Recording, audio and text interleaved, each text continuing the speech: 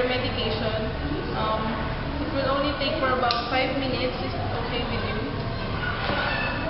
Fine, go. Okay. So how are you feeling today? I'm not feeling well because my throat is tingling. It's not okay. Is it dry? The Yes. feeling of dryness? Yes.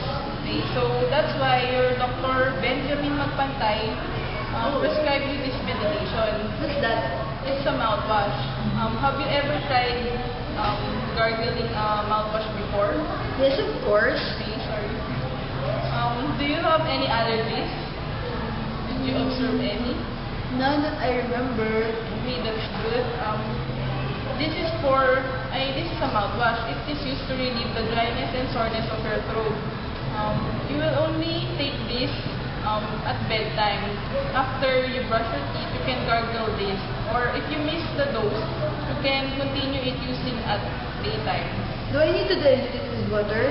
No need. It's already diluted and it's ready to gargle. Okay. Is there any questions? No, it's all good. I have some reminder to make. It's only used for gargling. You cannot swallow it. Oh, I know that already. Just to assure you. Okay. So here's the leaflet. If you have any questions, you may feel free to come to me again. Visit me. Okay. Can I call you? Sure, there's a number there. Okay. Thank you.